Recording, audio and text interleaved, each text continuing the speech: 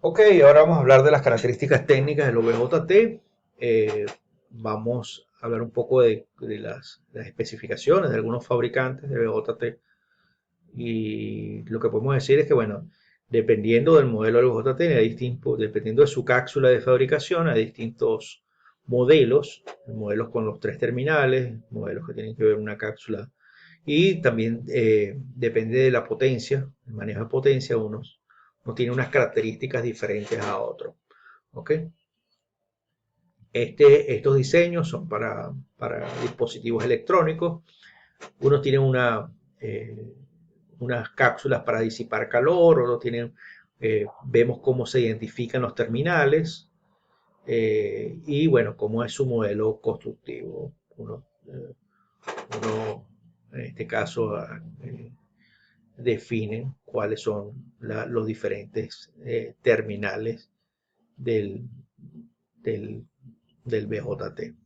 Hay otros que están integrados en chip, por ejemplo este de la Texas Instrument, el Q2T2905, un chip con 4 transistores, este, todos NPN, ¿okay?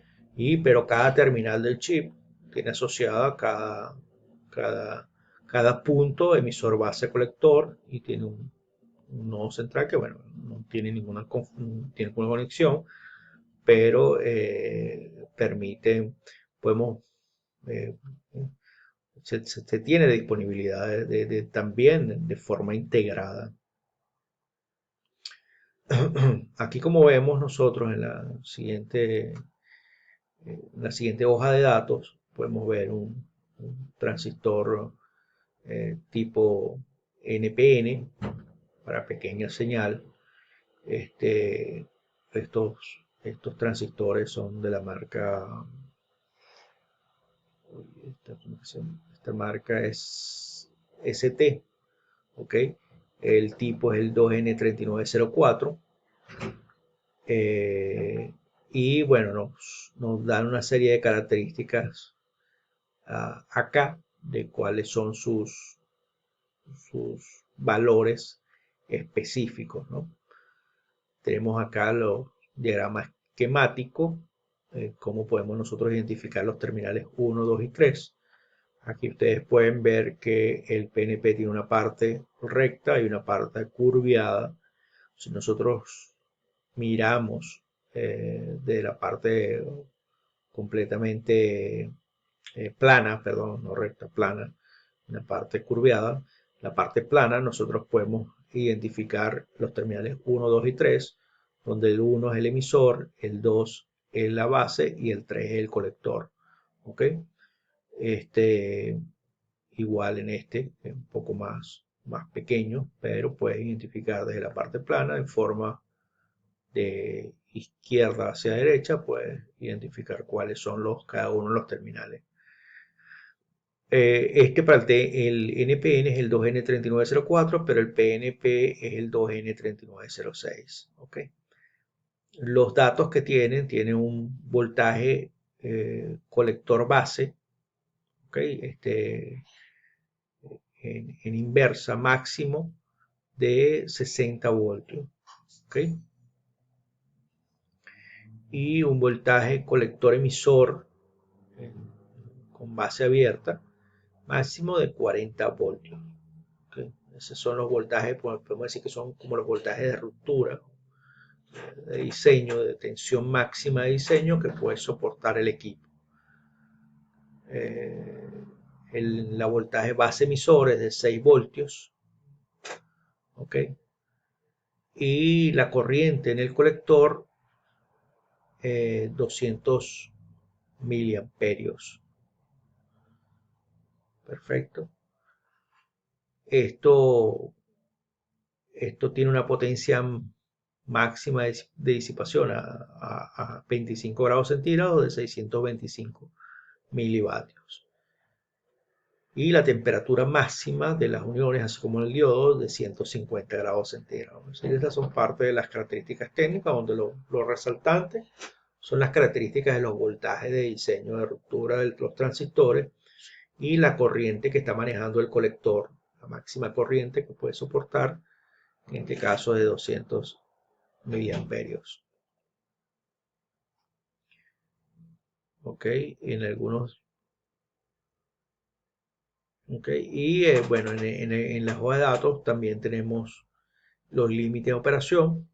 Pueden dar estas curvas que definen cuánto es la máxima operación. Como podemos ver, eh, eh, en la curva de corriente de colector, en este caso, versus voltaje colector emisor, podemos tener una curva que define cuánto es la potencia máxima de disipación de ese transistor.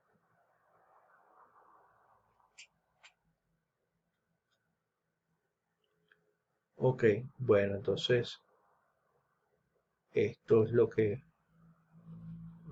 vamos a presentar. Aquí podemos ver otro modelo técnico de un transistor. Este es un Fairchild TIP 50. También igual están identificadas la base colector emisor. Tienen las diferentes tensiones máximas base colector en inverso. La tensión base emisor. ¿Ok? Y podemos las potencias de disipación, las temperaturas. Y acá es importante notar la ganancia, un valor importante que nosotros tenemos que tomar en cuenta, que fíjense que para la ganancia de la corriente DC, este HFE es el mismo beta que nosotros, es la misma ganancia el mismo factor de amplificación en emisor común, y lo podemos notar en varios valores, ¿no? Para distintos valores de corriente de colector pueden tener un valor mínimo y un valor máximo. Puede llegar hasta 150, pero un valor mínimo entre 10 y 30. ¿Ok? Entonces son características técnicas también que podemos tener en el transistor, que es importante para su análisis y su modelaje. ¿Ok? Aquí tenemos una curva que define también cómo es el comportamiento de la corriente de colector con el voltaje colector emisor. ¿Ok? Esto es una curva que en realidad es una curva tipo inversa, pero la grafican en una página logarítmica y se ve como una recta lineal. Eh, esta es otra característica importante que tenemos que tomar en cuenta a la hora de definir cuáles son las características eléctricas de ese transistor. Aquí en la guía nosotros también podemos ver eh, unas definiciones de, de esas, de esos valores o variables, ¿no? Y